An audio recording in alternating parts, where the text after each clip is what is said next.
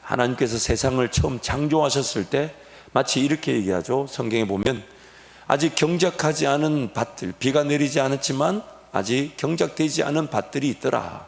그 밭들은 지금처럼 그런 가시떨기와 엉겅퀴가 생기는 죄의 저주로 말미암아 아담과 하와만이 저주를 받은 것이 아니라 뱀만이 심판을 받은 것이 아니라 땅도 심판을 받아 옥토로 되어 있었던 땅. 그래서 아담과 하와가 하나님과 동행하며 심기만 하면 열매를 거두는, 그래서 생육하고 번성하여 땅에 충만하고 땅을 정복하고 땅을 다스리게 되는 그 은혜가 죄로 말미암아 사라지게 된 거죠.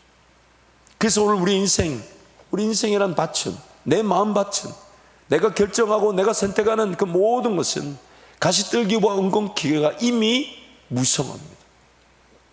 욕심이 무성합니다. 정욕으로 가득 차 있습니다. 심지어 그 욕심과 정욕인지도 모른 채 하나님의 뜻인 양 착각하며 그것 붙들고 인생이 걸어갈 때도 있습니다. 우리가 항상 잊지 말아야 될 것은 우리의 영적 상황은 그런 가시떨기와 엉겅퀴가 땅을 이미 지배하고 있듯이 그런 더러운 것들이, 미워하는 것, 시기하는 것, 다투는 것, 하나님을 떠나고자 하는 것, 불순종하는 것, 거절하는 것, 배반하는 것, 불평, 원만, 그 모든 더러운 것들이 이미 가득한 상태입니다. 그래서 주인의 쓰심에 합당한 그릇이 되기 위해서는 먼저 자신을 깨끗하게 해야 된다. 그것을 다른 말로 거룩하여 줘야 된다. 예수 그리스도와 연합되듯 예수 그리스도와 함께 죽고 부활해야 된다. 그렇게 하나님께서 우리에게 말씀하십니다. 그래서 예수 그리스도와 함께 걸어가는 길, 생명의 길, 영광의 길, 선교의 길, 교회를 세우는 길을 위해 따라가기 위해서는 자기를 부인하고 자기 십자가를 먼저 져야 된다. 내 안에 죽어져야 될 게 있고, 희생되어야 될 게 있고, 포기되어야 될 게 있고, 처리되어져야 될 것들이 가득하기 때문에 자기를 부인하고 자기를 희생하라. 그래서 오늘 우리의 그런 영적인 환경, 내 안에, 우리 안에 있는 그런 영적인 환경을 항상 이해해야 됩니다. 그래서 오늘 본문 말씀 보면 먼저 오늘 우리 안에 있는 그런 영적인 환경들에 대해서 어떤 것들이 우리 안에 가득하고 있는지를 아주 여러 가지 각도에서 다양한 내용으로 우리에게 소개해주고 있어요. 먼저 우리 14절 말씀 우리 함께 선포합니다. 이는 우리가 이제부터 어린아이가 되지 아니하여 사람의 속임수와 간사한 유혹에 빠져 온갖 교훈의 풍조에 밀려 요동하지 않게 하려 함이라. 아멘. 요동하지 않게 한다는 말은 뭔가 강한 파도가 밀려오면 그 파도에 이리 밀려갔다가 저리 밀려갔다가, 근데 우리를 그렇게 이리 밀려갔다가 저리 밀려갔다가 하는 게 뭐냐, 이걸 또 구약에서는 이렇게도 표현하죠. 뿌리 내리지 못한 가시떨기가, 사막의 가시떨기가 말라 비틀어져 바람 부는 대로 떠돌아다니더라. 우리 인생 그렇게 헤맨다는 거예요. 한 길, 자기만의 길, 깊이 뿌리 내려 튼튼하게 지워져서 열매를 거둬야 될 텐데 뿌리 내릴 만한 인생의 기회가 없어요. 이 말에 저 말에 이것에 저것에 바람 불면 바람 부는 대로 밀려다녔다는 거예요. 그래서 어떻게 밀려다니냐? 첫 번째, 사람의 속임수에 밀려다녔답니다. 사람한테 속는 거예요. 이렇게 한번 해보라, 저렇게 한번 해봐라. 이러면 심지어 그 사람의 속임수란 말을 자세히 살펴보면 내가 누군가를 속이고 있는데 속이고 있는 줄 모르고 속이고 있대요. 내가 누군가에게 속는 것은 그럴 수 있죠. 당연하죠. 눈 뜨고도 코가 베이니까. 근데 내가 의도하지 않게 내가 누군가를 속이고 있을 수 있다는 거예요.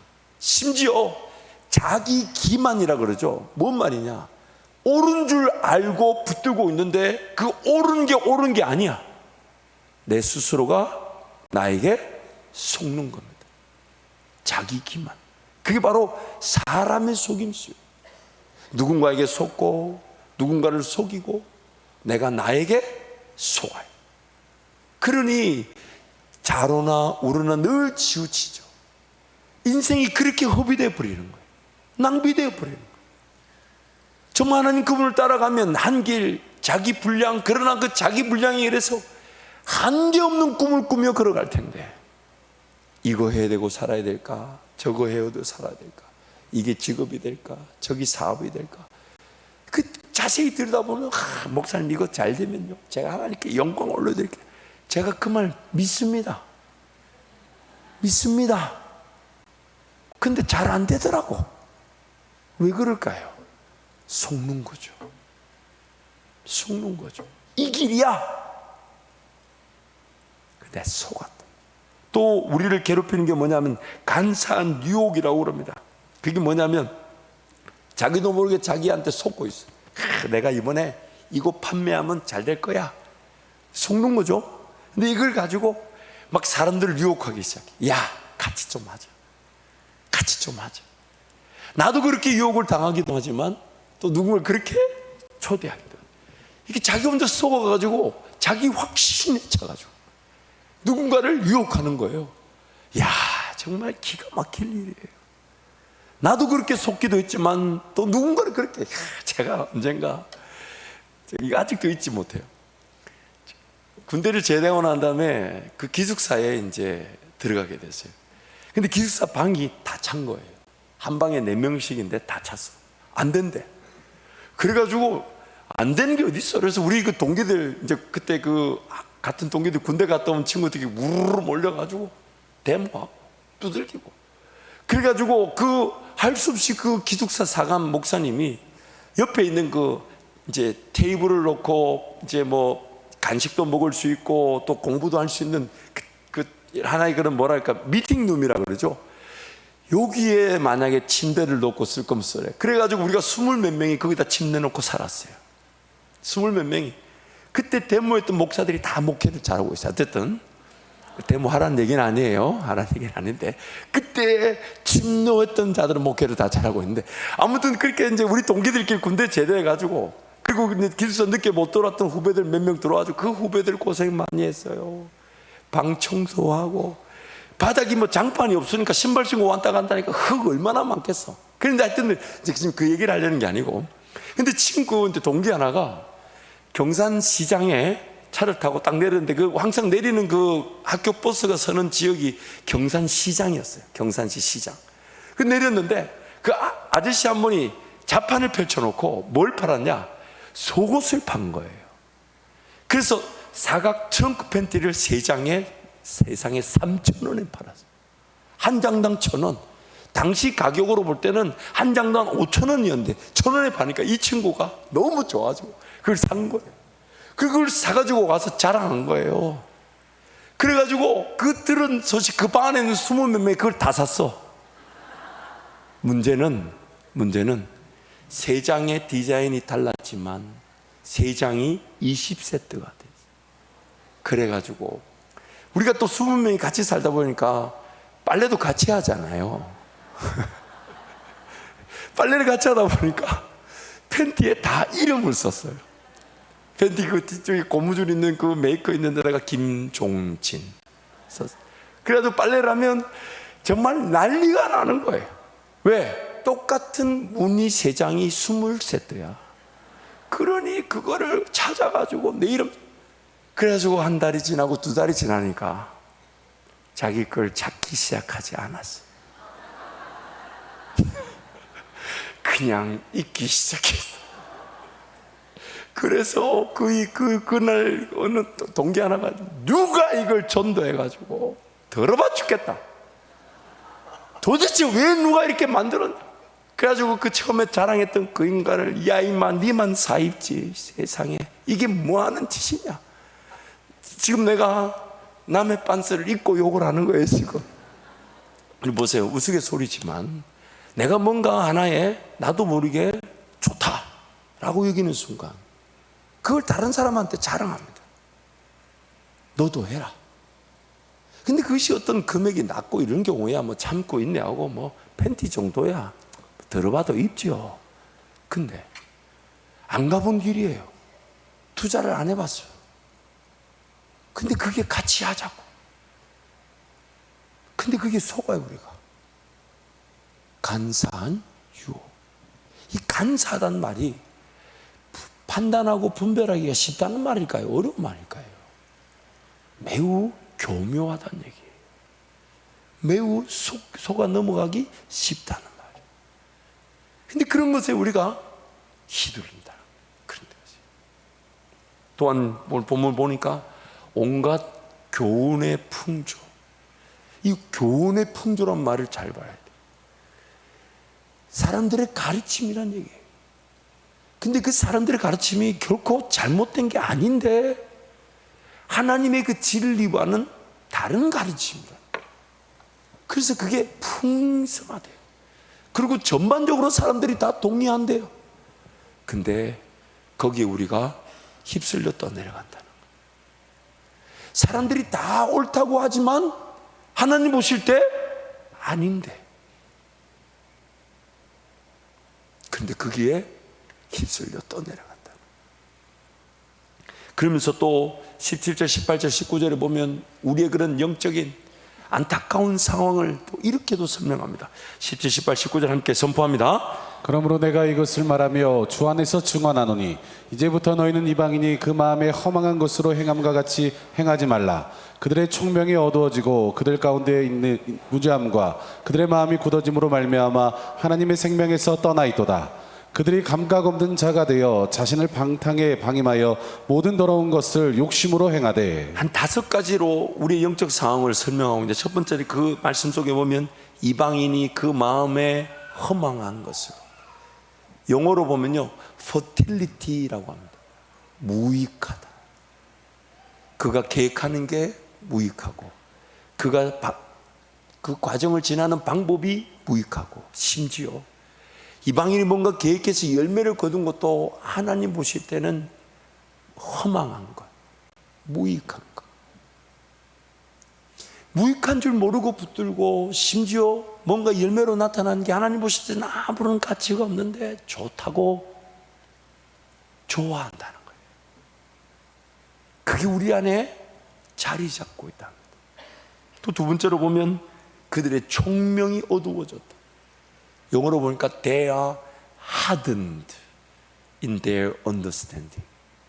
그들이 뭔가 들었지만 보았지만은 이해하려고 하는 것이 굳어졌다, 딱딱하다, 강팍하다. 그래서 뭔가 이해할 만한 능력이 없다. 좋은 걸 좋은 걸로 볼 수 못 보고, 심지어 붙잡으면 안 되는데 그걸 붙잡아 버린다.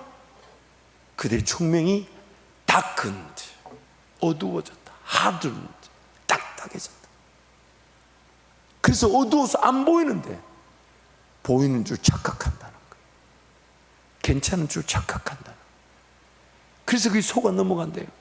They are darkened in their understanding. 그들의 이해가 어두워져 있다.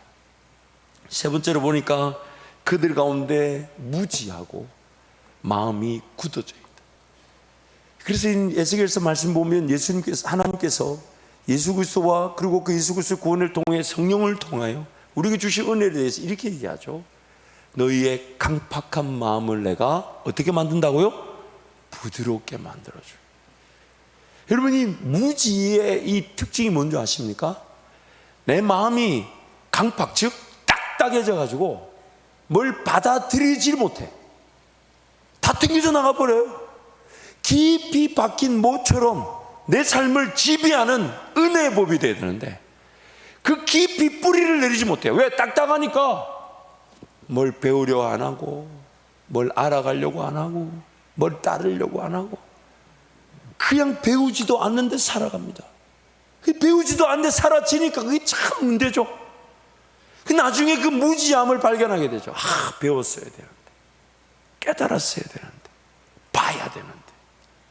근데 마음이 딱딱해져 있어서 무지한 가운데 있대요. 또한 네 번째로 감각 없는 자가 돼서, 그 영어로 보면 having lost all sensibility, 모든 감각이 길을 잃어버렸대. 그래서 뭘 느끼는지, 뭘 듣는지, 뭘 맛보는지, 뭘 생각하는지 이게 다 길을 잃어버려. 그 자기도 모르는 사이에 그냥 유행이나 오락 이런데 그냥 가만히 둡니다. TV 보고 좋아하고, 뭘 핸드폰 들고 꼭 좋아하고, 감각을 잃어버려요. 내가 지금 이런 걸 좋아할 때가 아닌데, 내 인생이 지금 과연 이걸 내가 이 오락으로 삼고 유행으로 삼으면 미래에 도움이 될까 안 될까? 안 되는 줄 뻔히 아는데 그냥 방임 내버려 둡니다. 방탕이 방임에 처해져 있는. 무서운 거죠. 희덕거리고. 제가 얼마 전에 지난 금요일 날 제주도 가기 전에 서울 장례가 있어서 그래서 오래간만에 지하철을 탔어요. 기차를 타고 지하철을 탔는데 기차를 타도 정말 제 옆에 있는 사람들부터 핸드폰에 뭘 보는 그래 제가 이렇게 쏙 봤어요. 재밌더라고. 그게 영화인데 이게 또 귀로 듣는 게 아니라 자막이 나오니까 저도 볼 수가 있더라고요. 야, 근데 여러분 그렇게 방임에 처하는 거예요. 물론 잠깐 내가 쉴 수 있고 여력을 가질 수 있는 그런 문화란다면 차라리 영화를 한 프로 보는 게 낫죠. 그렇지 않을까요? 일회성이니까. 근데 그게 아니라 매번 핸드폰. 그래서 지하철을 타면 정말 제가 세어봤어요. 한 지하철 객실 안에 28명인가 있었어요. 근데 그 시간대가 오후 한 2시쯤이니까 좀 여유가 있더라고요. 30명이 안 되는데 딱 저하고 두 사람 빼고 다 핸드폰 보고 있어요. 그 한 분은 한 80 넘으신 어르신이야. 정말 내가 가슴이 아팠어요. 그 핸드폰 보는 게 뭘까요? 그래서 제가 슬 걸어다니면서 뭘 보나 봤어요. 50이 넘는 분들은 다 주식. 여러분, 그래프를 째려본다고 그래프가 안 올라가요. 주식이 째려본다고 안 올라가. 그 나머지 사람들은 웹툰, 드라마, 뭐 연애 프로그램, 방탕에 방임에 처해야 되는 거예요. 근데 그게 감각을 잃어서 그래요. 감각. 그래서 우리의 가장 대표적인 현상이 세 가지예요. 한번 따라할까요? 무지, 좀 크게 따라하세요. 무지, 무감각, 무관심. 하나님 나라 그 지식이 무지하고 하나님 그 영적인 감각이 죽어버렸고 하나님 나라를 볼 줄은 몰라요. 관심이 없어요. 그러니 방탕해지고 방임에 처해지는 거예요. 또 다섯 번째, 모든 더러운 것을 욕심으로 해요.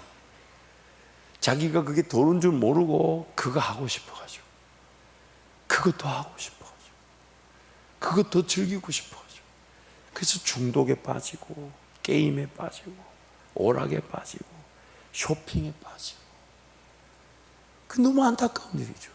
근데 이런 것들이 바로 우리의 영적인 현상, 내 안에 그런 것들이 자리 잡고 있다는 거예요. 그래서 성경이 그런 우리의 영적 현상에 대해서 오늘 본문 안에 보면 답을 제시하고 있습니다. 그리고 오늘 이 답이 오늘 우리의 삶이 그런 호랑방탕한 인생이 아니라 무지, 무감각, 무관심한 상태에 머물러 있는 것이 아니라 진정한 하나님의 사람으로 성장하며 예수님과 동행하는 복된 기회가 되기를 축복합니다. 그래서 오늘 본문 여러 가지 답이 한 세 군데에서 등장하고 있는데 첫 번째 11절부터 13절 말씀 우리 함께 선포합니다. 그가 어떤 사람은 사도로, 어떤 사람은 선지자로, 어떤 사람은 복음 전하는 자로, 어떤 사람은 목사 교사로 삼으셨으니 이는 성도를 온전하게 하여 봉사일을 하게 하며 그리스도의 몸을 세우려 하심이라. 우리가 다 하나님의 아들을 믿는 것과 아는 일에 하나가 되어 온전한 사람을 이루어 그리스도의 장성한 분량이 충만한 데까지 이르리니. 말씀을 띄워놔 주세요. 보세요 여러분, 12절 보세요. 이는 성도를 어떻게 한다고요? 온전하게 한다. 근데 그 온전하게 하는 방법을 위해서 11절에 성령께서 그 은사자들을 세우셨고 13절에 온전하게 하는 그 내용, 그 목표치를 제시하고 있죠. 우리가 온전하기 위해서는 13절 말씀 한 번 더 선포할까요? 시작.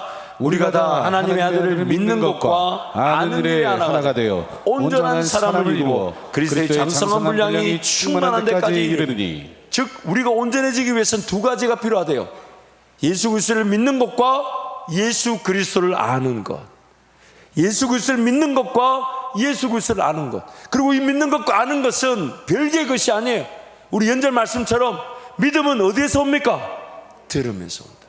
알아가는 데서 온다. 그래서 믿음을 위해서 예수님을 알고 예수님을 알면 믿음이 더 강해지게 되는 거예요. 그리고 그것이 내가 온전해지고 우리가 같이 온전해져서 함께 성장하게 된다는 것입니다. 그 일을 위해 믿고 아는 일을 위해 사도와 선지자와 복음 전하는 자와 목사와 교사라는 은사를 세우셨다는 것. 그들과의 관계 속에서 연결되고 결합되어 예수 그리스도를 믿어지게 되고 예수 그리스도를 알아가게 된다는 거예요. 그것이 바로 오늘 우리가 성장할 수 있는 유일한 길이라는 것입니다. 그래서 우리 15절 말씀, 두 번째로 오늘 제시한 말씀이죠. 15절 말씀 우리 개역 개정과 세 번역으로 함께 선포합니다. 오직 사랑 안에서 참된 것을 하여 범사에 그에게까지 자랄지라. 그는 머리니 곧 그리스도라. 우리는 사랑으로 진리를 말하고 살면서 모든 면에서 자라나서 머리가 되시는 그리스도에게까지 다다라야 합니다. 여러분, 자녀를 키워보실 때 자녀가 공부해야 되는데 공부할 마음이 없어. 그러면 그걸 윽박 지른다고 될까요? 아니면 엿부터 먹여야 될까요?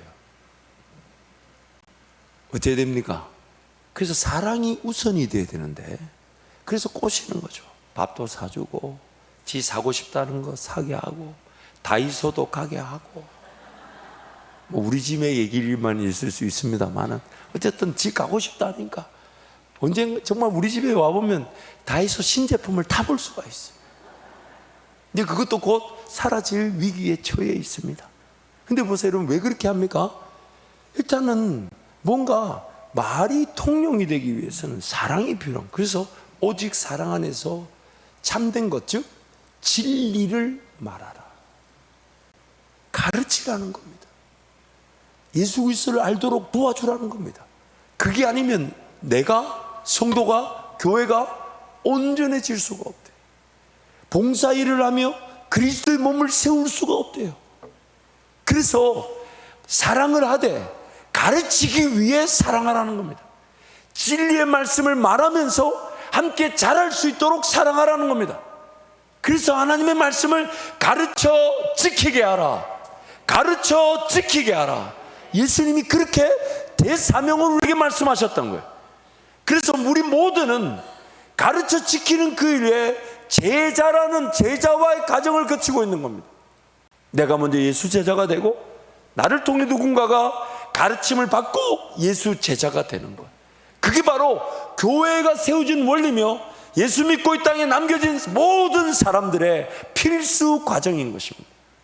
그 제자와의 과정을 거치지 않으면요, 그에게 제자로 세워질 수 있는 사람은 단 한 명도 하나님이 허락하지 않습니다. 자기부터 제자가 되지 않았는데 누가 그 사람을 따르겠습니까? 자기부터 인내하며 순종하지 않았는데 누가 그 사람을 통해 하나님 말씀 붙들고 인내하며 순종하겠습니까? 제자와의 과정. 모든 족속으로 뭘 삼으라고요?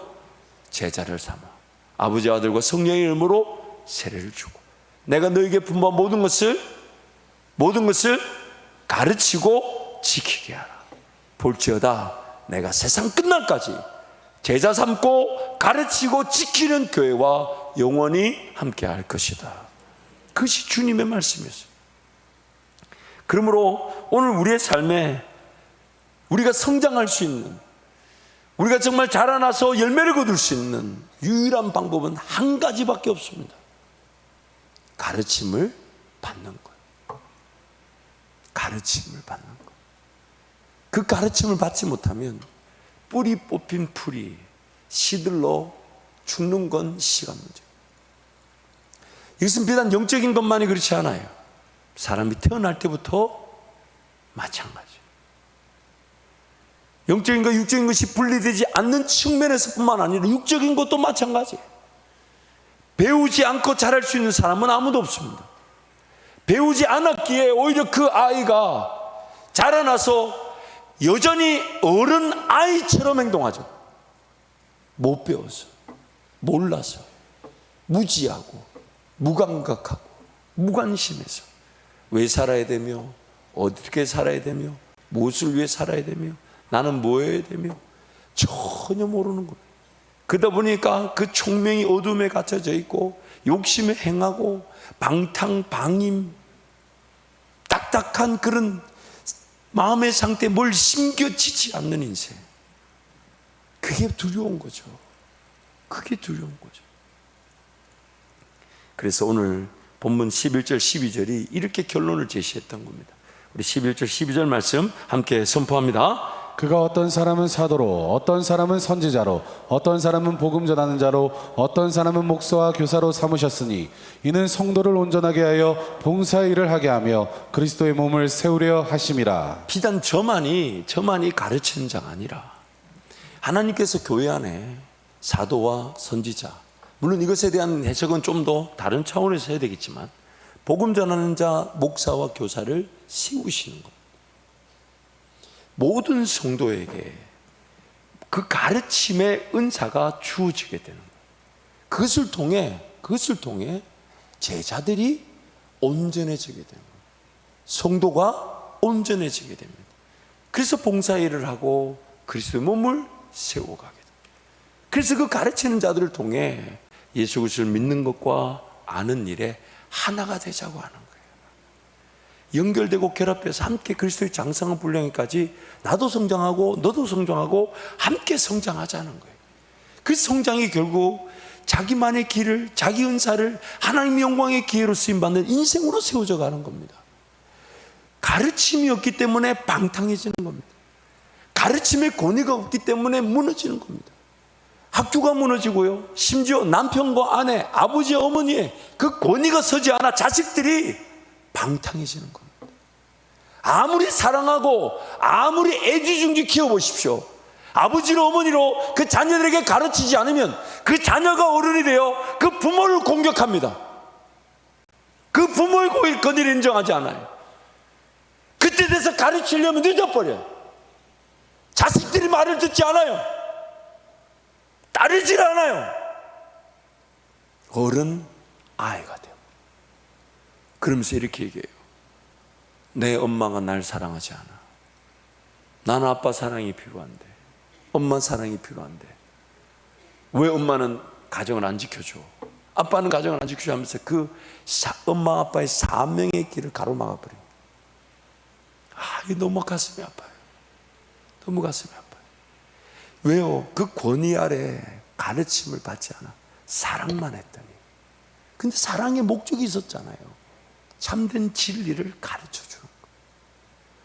앉았을 때나 일었을 때나 누웠을 때나 길을 갈 때나 어떻게 하라고요? 내 자녀를 가르치라고. 쉐마 이스라엘, 들으라 이스라엘. 그래서 그 자녀들에게 그렇게 가르치라고, 가르쳐 지킬 수 있도록. 물론 어느 부모가 감히 나는 내 자녀 잘 길러냈다, 잘 가르쳤다라고 말할 수 있겠습니까마는, 하지만 그 위험이 분명합니다. 그 위험이 가슴이 아파요. 그래서 지금 주님이 모든 성도가 온전해질 수 있도록 가르침이라는 그 분명한 체계 속에 제자와의 과정, 그것이 모든 성도가 예수 따르는 기본 과정, 그것을 따르지 않으면 누구도 건강한 예수 제자가 될 수 없습니다. 그래서 오늘 두 가지로 결론을 제시하고 말씀을 정리하려고 하는데, 첫 번째는 가르침을 받지 않고 성장할 수 있는 사람은 아무도 없습니다. 가르침을 받지 않고 성장할 수 있는 사람은 아무도 없습니다. 내가 깨달아야 하는 것은 누군가 먼저 깨닫고 먼저 맛본 것을 나에게 들려줄 때 내가 깨달을 수 있습니다. 예수님께서 비유를 드셨죠. 누가복음 보면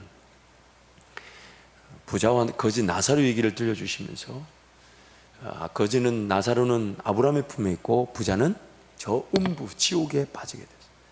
그래서 목이 마르니 뭐 달라, 물 달라, 근데 니하고 내하고 거리가 멀어, 물 준 뒤 가다가 말라버린다, 뭐 이런 얘기 하다가 그 부자가 안타까워 이렇게 얘기하죠.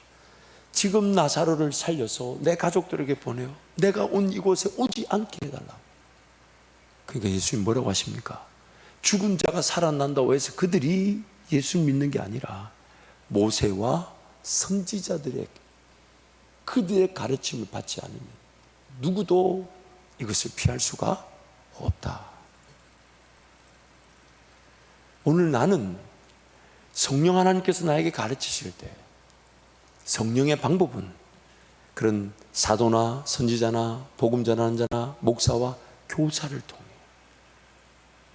그들을 통해 나에게 예수 그리스도를 믿고 아는 일에 하나가 될 수 있도록 온전해질 수 있도록 가르쳐 주시는데 그 가르침을 따르려고 하지 않아요. 그래서 허랑방탕해지는 겁니다.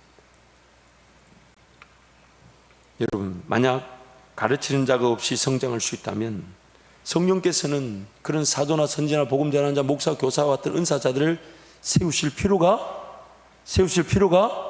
없었을 겁니다. 그러나 그걸 먼저 전제하고 계세요.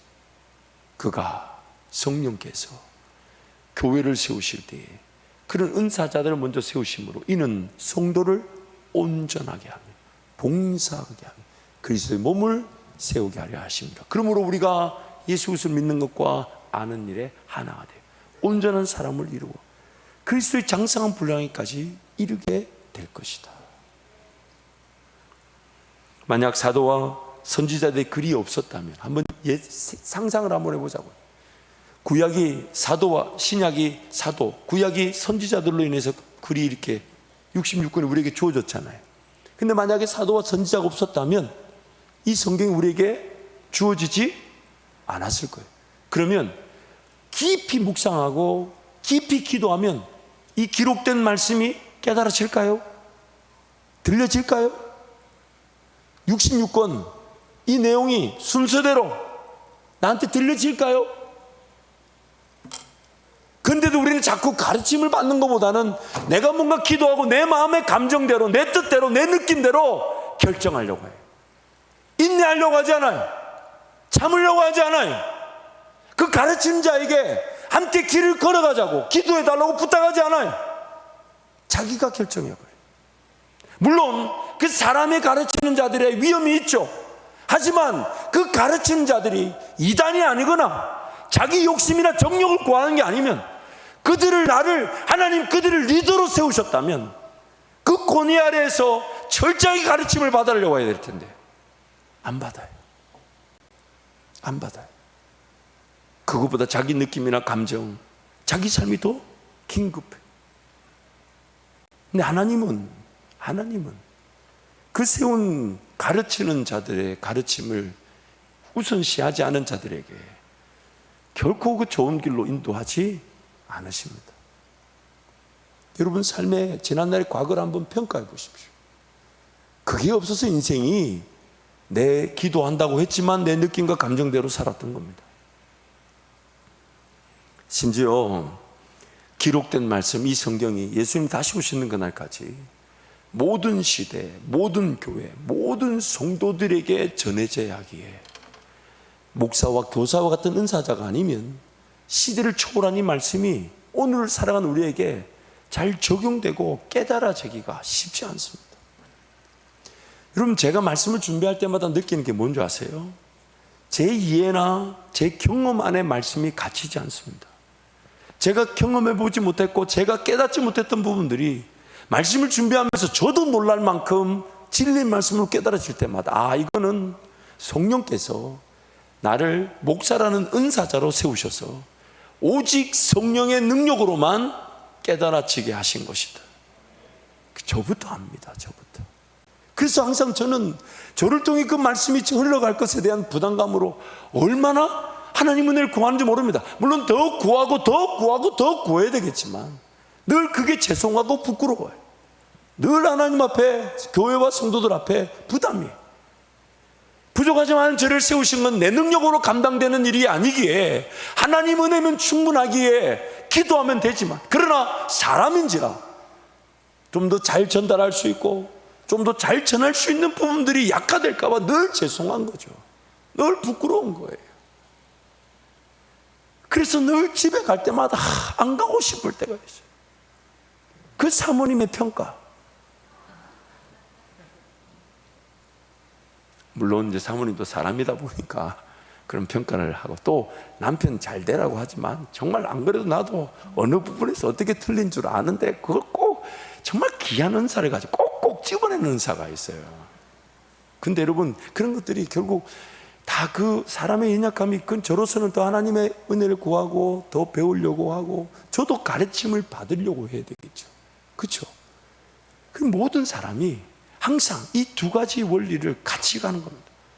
모든 성도는, 저를 비롯한 모든 성도는 가르침을 받으려고 해야 되며, 또한 가르쳐 지킬 수 있도록 하나님의 그 은사를 사모해야 되는 것입니다. 그래서 갈라디아서 6장에 6절부터 10절까지 같은 이 한 문단인데 6절에서 9절 말씀 우리 함께 선포합니다. 가르침을 받는 자는 말씀을 가르치는 자와 모든 좋은 것을 함께하라. 스스로 속이지 말라. 하나님은 만으로 여김을 받지 아니하시나니 사람이 무엇으로 심든지 그대로 거두리라. 자기의 육체를 위하여 심는 자는 육체로부터 썩어질 것을 거두고 성령을 위하여 심는 자는 성령으로부터 영생을 거두리라. 우리가 선을 행하되 낙심하지 말지니 피곤하지 아니하면 때가 이름에 거두리라. 가르침을 받는 자들과 성령을 위해 심는 자들이 같이 비유되고 있는 거예요. 가르침을 받지 않으면 자기 육체에 썩어질 것을 피할 수가 없대요. 왜요? 우리 안에 이미 뭐가 지배하고 있다고 에베소서 우리가 4장 11절에서 다 살펴봤잖아요. 이미 그런 더러운 것들이 자리 잡고 있어서 가르침을 받지 않으면 더러운 것들이 제거되지 않고, 그 더러운 욕심인 줄 모르고 험한 것인 줄 모르고 잘못되신 건지 모르고 미혹인 줄 모르고 정욕인 줄 모르고 그거 붙들고 살아가게 되는, 그래서 육신에 썩어질 것을 거두게 된다는 거예요. 그러나 성령을 위하여 심고 거두는 자들은 성령께서 세우신 은사자들을 통해 가르침을 받고 그 가르침대로 심을 때 그것이 성령의 열매를 거두게 되는 것이라고 말씀하고 있는 것입니다. 물론 또 우리 모든 성도는 다 가르치는 자들이 되어야 되기에 가르치는 자 입장에서의 말씀도 분명히 기억해야 됩니다. 히브리서 13장 17절 말씀 개역개정과 세 번역으로 우리 함께 선포합니다. 너희를 인도하는 자들에게 순종하고 복종하라. 그들은 너희 영혼을 위하여 경성하기를 자신들이 청산한 자의 같이 하느니라. 그들로 하여금 즐거움으로 이것을 하게 하고 근신으로 하게 하지 말라. 그렇지 않으면 너희에게 유익이 없느니라. 여러분의 지도자들의 말을 고지 듣고 그들에게 복종하십시오. 그들은 여러분의 영혼을 지키는 사람들이요 이 일을 장차 하나님께 보고드릴 사람들입니다. 그러므로 여러분은 그들이 기쁜 마음으로 이 일을 하게 하고 탄식하면서 하지 않게 해 주십시오. 그들이 탄식하면서 일하는 것은 여러분에게 유익이 되지 못합니다. 이것을 가르치는 자들이 무기로 삼아서는 안 되고, 가르치는 자들이 하나님의 말씀을 두려워함으로 감당해야 되는 기준으로 생각하고, 그래서 항상 하나님 나를 통해, 우리 가르치는 자들을 통해 성도들의 영혼이 지켜질 수 있게 하시기 때문에 거기에 깨어서 두렵고 떨림으로 하나님 은혜를 구해야 된다는 것입니다. 그래서 가르침을 받는 자의 입장에서 항상 갈라디아서 6장 6절의 말씀을 기억해야 됩니다. 내가 가르침이 필요하니 가르치는 자와 모든 좋은 것을 함께하라. 또한 가르치는 은사를 가지고 그런 직분자들로 또 목자로 교사로 세워진 성도들은 항상 나를 통해 하나님께서 영혼을 지켜내실 것이기 때문에 그들의 영혼이 무너지지 않도록 기도하며 깨어 있어야 된다는 것이죠. 그래서 그 기준을 동시에 같이 적용하는 겁니다. 자기 자신에게. 그래야만이 내가 성장하게 되고 나와 연결된 성도들이 같이 성장하게 되어서 그리스도의 장성한 분량에 이르게 되고 풍성한 의의 나무의 열매가 맺혀지게 될 것이기 때문이죠. 그래서 항상 두렵고 떨림으로, 저는요 어떤 교회 행정적인 역할을 할 때마다 이렇게 기도합니다. 하나님, 특히 우리 당의 장로님들을 위해 기도할 때마다 하나님이 그 장로의 역할을 감당하는 이유로 영적인 양식의 꼴을 놓치지 않게 하여 주십시오. 그래서 제가 가급적이면, 저도 실수할 때가 있죠. 저도 시행착오를 거칠 때마다 제가 얼른 자세를 어디 쪽으로 기준을 바꾸냐면, 그 장로님 마음 불편하여 말씀이 놓쳐지면 어떡할까? 그 행정적인 역할을 감당하느라고 하나님이 주시는 생명의 양식을 놓치면 어떡할까? 그래서 그 부분이 늘 부담이에요. 그래서 무조건 가급적이면 제가 돌아갑니다. 제가 돌아갈 겁니다. 제가 좀 더디게 갈 겁니다. 제가 좀 천천히 갈 겁니다. 미안한 건 미안하다고 하고 죄송한 건 죄송하다 할 겁니다. 왜냐하면 일을 이루는 것보다 그 한 영혼의 그 가치, 그 말씀의 생명의 가치가 식어져서는 안 되니까. 그러나 여러분 입장에서 반드시 교회 안에 어떤 일을 감당할 때 그 행정적 일을 감당하느라 그 그 목사와의 관계, 강단에서의 관계가 틀어져서 말씀을 놓칠 걸 두려워할 줄 알아야 돼요. 차라리 그 직분을 내려놓고 그 일을 안 하더라도 생명의 양식을 놓쳐서는 안 되니까 그걸 두려워할 줄 알아야 돼요. 모든 직분자들이 그걸 무서워할 줄 알아야 돼요. 왜요? 여러분, 교회 안에 수도 없이 많은 그런 안타까운 일들이 있지 않습니까? 가르치는 자와 적을 둬서 물론 그 목사에 대한 평가도 하나님이 분명히 하시겠지만 그 가르치는 자와 적을 둬서 엄청난 피해를 당하는 성도들이 얼마나 많습니까? 여러분, 한밭제일교회는 단 한 명도 없을 것입니다. 단 한 명도 있어서는 안 되고 단 한 명도 놓치지 않아야 되지만 차라리 내가 시무라는 그 직책을 내려놓아서라도 내 생명의 양식을 놓쳐서는 안 되는 거죠. 그게 놓쳐지니까 헤매는 거예요. 방황하는 거예요. 교회에 갈 마음이 안 생기는 거예요. 그래서 제가 두렵고 떨림으로 저부터 그런 행정적인 역할에 성도 잃어버리지 않도록 기도해야 되겠지만 성도들도 내가 어떤 관리, 행정 일을 잘하기 위해 그 리더십 측면에서 결정할 때 그 일이 마음 상해서 예배가 식어지고 말씀을 놓치면 내 영혼이 죽는 겁니다. 내 영혼이. 그 세운 목사가 잘하고 못하고 된 평가는요, 분명히 잘못했습니다. 분명히 잘못해도 그 평가는 너무 안타깝게도 하나님만이 하시더라고요. 제가 그거를 제 무기로 삼아서는 안 돼요. 그럼 저는 멸망당하는 거죠. 나에 대한 평가는 하나님만이 하시니 성도들 하면 안 된다고 그걸 무기로 삼는 나는 내가 죽는 거지만, 성도들은 하나님, 목사가 잘못했으니 목사가 깨닫게 해주시든지 아니 나를 깨닫게 해주시든지, 여러분 저를 위해 그래서 기도해 주셔야 되는 거예요. 제가 단 한 명의 성도 잃어버리지 않도록 그 뭔가 일을 관철하려고 하고 뭘 진행해서 한 명의 영혼이라도 잃어버린다면 하나님 천천히 가게 하시고 기다려서 가게 하시고 품어서 가게 하시고 느려서라도 잃어버리지 않도록. 그래서 항상 이것이 우리 함께 연결되고 결합된 공동체이기에 함께 이 기준을 가지고 있어야 되는 거예요. 그래야만이 저도 건강하고 우리 모든 성도도 다 건강하게 되는 것입니다. 두 번째로, 여러분, 가르침을 받는 자들은 항상 두려워야 될 것이 가르침을 자기가 결정해서는 안 됩니다. 가장 단순한 예로요, 하나님께서 이스라엘 백성들이 모압 평지에 있을 때 민수기 말씀을 통해 모세를 통해 그렇게 얘기하셨죠. 너희가 이제 약속의 땅에 들어가거들라 세 가지를 없애라. 첫 번째, 옛 거민들을 쫓아내고, 두 번째, 그 사람들이 섬겼던 우상을 파하고, 세 번째, 그들이 예배 드렸던 장소 산당을 없애라. 세 가지를 명하셨어요. 만약 이 세 가지를 없애거나 쫓아내지 못하면 내가 없애고 쫓아내고자 했던 그들 대신 너희들을 그 땅에서 다 쫓아내고 없애버릴 것이다. 민수기 33장에 나온 말씀. 근데 안타깝게도 이스라엘 백성들이 그 거민들을 쫓아내지 않았고 그 우상들이나 산당들을 그대로 두고, 심지어 그 우상을 섬겼던 산당에서 그들도 하나님을 예배했습니다.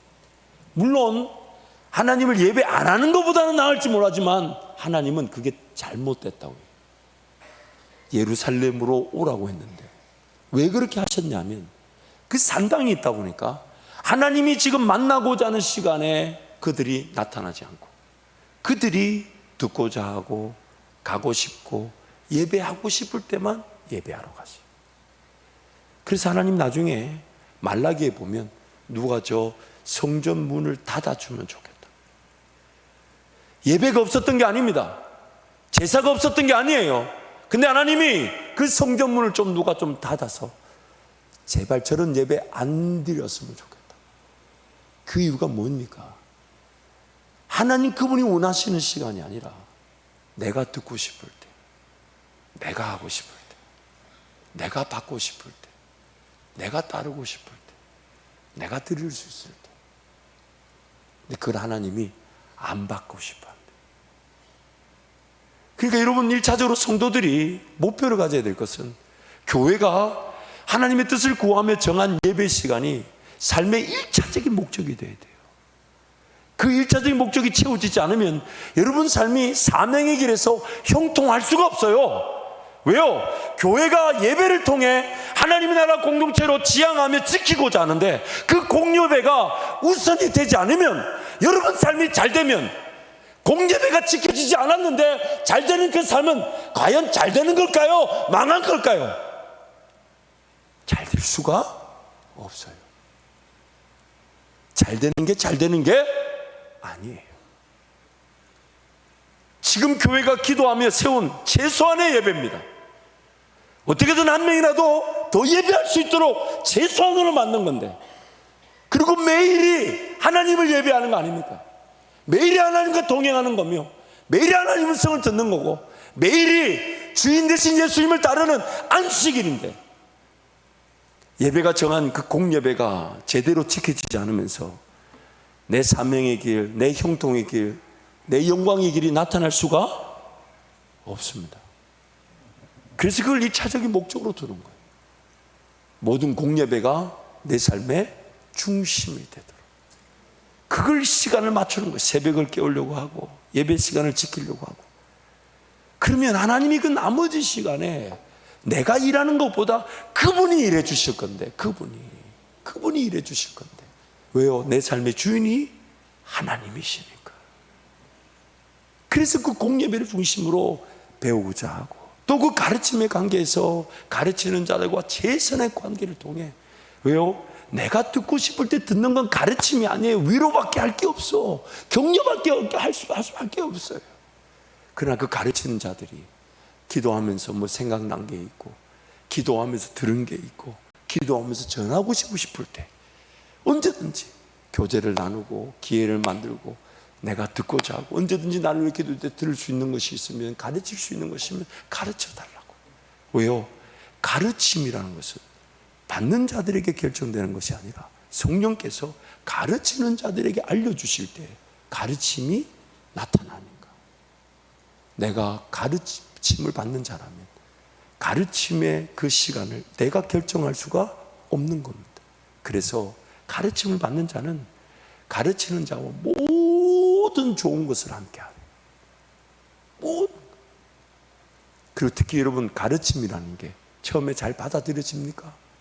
그래서 여러분, 저는 우리 강단을 위해 기도할 때마다 성도들이 듣고 싶은 그 길을 만족시키는 게 아니라, 당연히 평안이 있고 위로가 있겠지만 하나님이 가르쳐 주고 싶으신 거.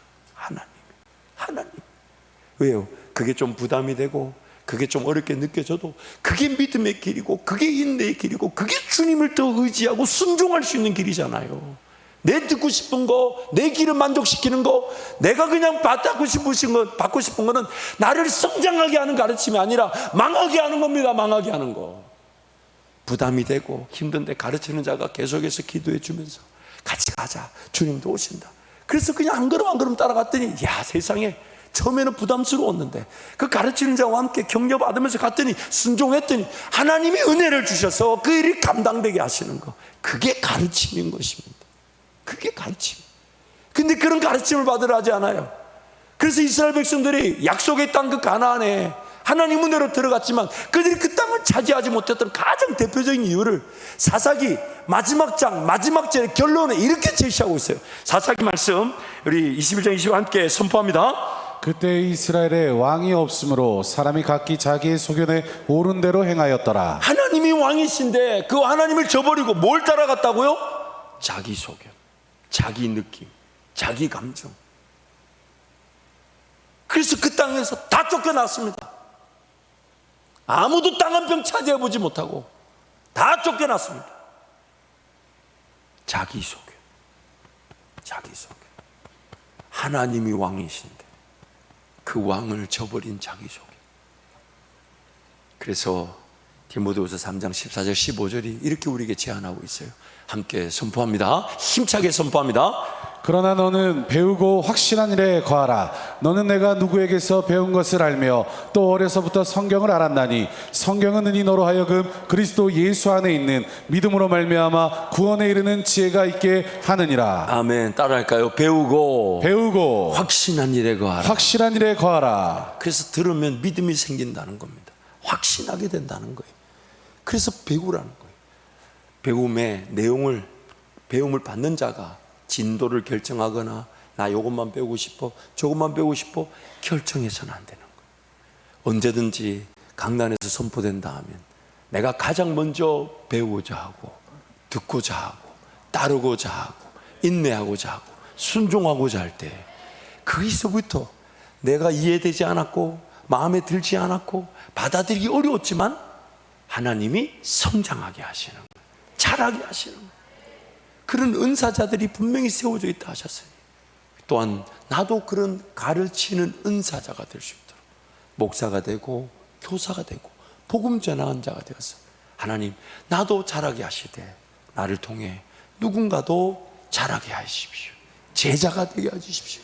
예수 그리스도의 말씀을 가르쳐 지키게 해주십시오. 주님 오시는 그날까지 그게 바로 우리의 사명인 것입니다. 그래서 우리 마가복음 4장 23절 25절 말씀 보면 이런 말씀이 있어요. 함께 선포합니다. 들을 귀 있는 자든 들으라. 또 이르시되 너희가 무엇을 듣든가 스스로 삼가라.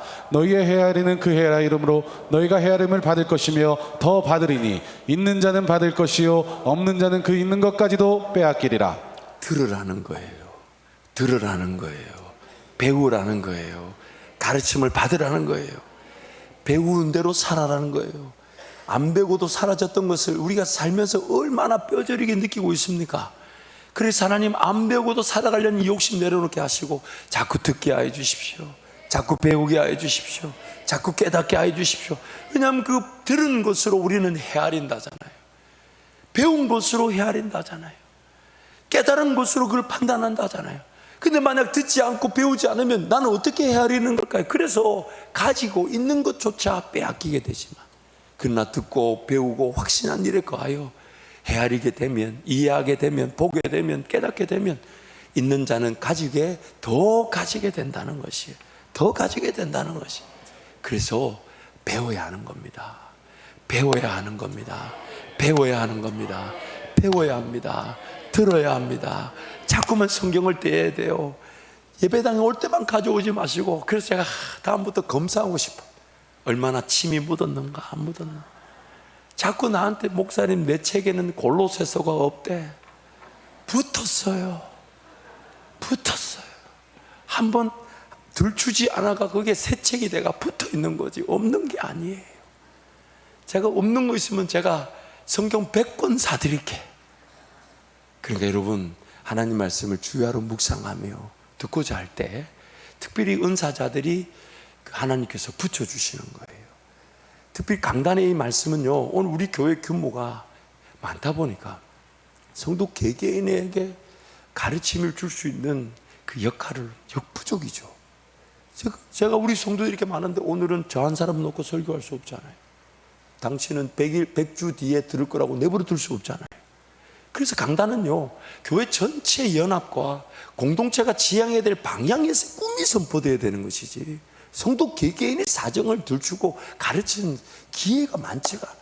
그렇다면 오늘 여러분에게 가르칠 수 있는 자들은 여러분에게 세워진 목자들, 또 그런 교사로서의 직분자들, 사역자들, 그들 통해 가르침, 모든 좋은 것을 함께 하게 되면 그들이 지금 뭘 잘 배워서 가르치는 것도 있겠지만 그때 그 순간에 나에게 필요한 가르침은 그들에게 하나님이 충분히 깨닫게 하실 수 있어요. 충분히. 그 가르침의 관계 속에 같이 자라. 그래서 그 강단에 선포된 말씀을 듣고 우리가 함께 방향을 지향하고 꿈을 꾸고 걸어가는 거 당연한 거지만 그러나 내 개인의 성장을 위해서는요, 가르치는 자와 모든 좋은 것을 함께 해야 되는 것입니다. 그래서 주의 종들을 사랑하고 좋은 관계를 맺으려고 하고 다가가려고 하면 하나님께서 반드시 목자든 교사든 필요한 가르치는 자들을 붙여주시고 그리고 그들이 목자와 교사와 복음 전하는 자로 세워지게 되는 것입니다. 세워지게 되는 거예요. 그러므로 여러분 배우고 확신한 일에 거하십시다. 인생이 유일하게 성장할 수 있는 방법은 가르침을 받고 지키는 거 말고 없어요. 그러므로 하나님 나에게도 좋은 가르침, 제가 마음 같아서는 여러분 한 분 한 분 만나서 또 조언도 해드리고 싶고 가르치고 싶은 마음이 왜 없겠어요? 제가 마음이 없는 게 아니에요. 그런데 다 할 수 없어서 우리 담당 목사님들, 전사님들을 하나님 세워주신 거잖아요. 그럼 그 좋은 구조 속에서 그들과 함께 자라가는 겁니다. 사랑하고 배우려고 하고 들려고 기도 제목 나누려고 하고 감출 게 따로 있지 자기 기도 제목 감추는 어리석은 사람이 어디 있습니까? 잠깐 나누고 그래서 함께 연결되고 결합되고 서로 사랑과 선행을 돌아보아 모이기를 피하는 어떤 자들의 습관과 하지 말고 함께 모임으로 가르치는 자들을 허락하신 성령의 능력에 따라 배우고 같이 성장하고 또 가르치는 자가 되는 이 설교를 마쳐야 되는데 여러분 눈빛을 보면 마칠 수가 없어.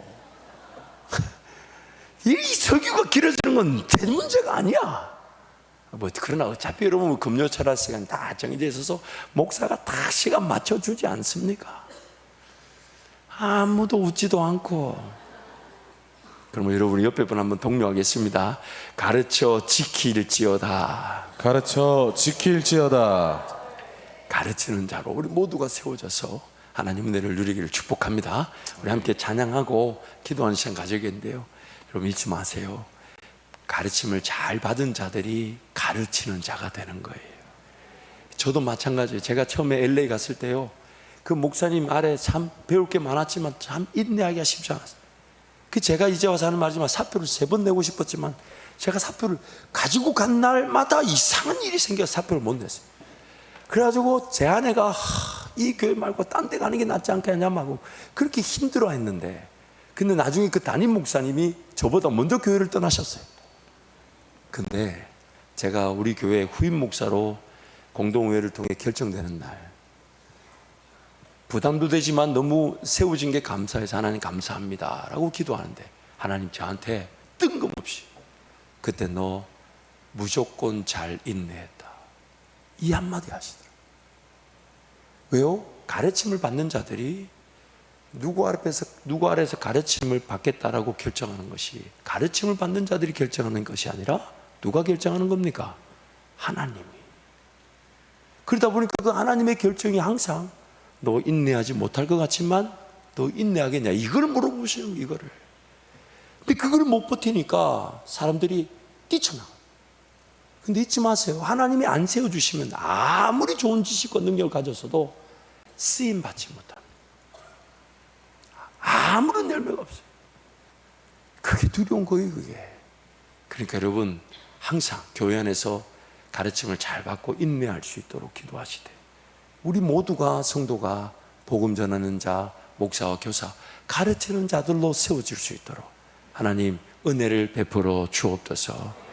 그 은혜가 모든 성도에게 누려지게 될 것입니다. 함께 찬양하겠습니다.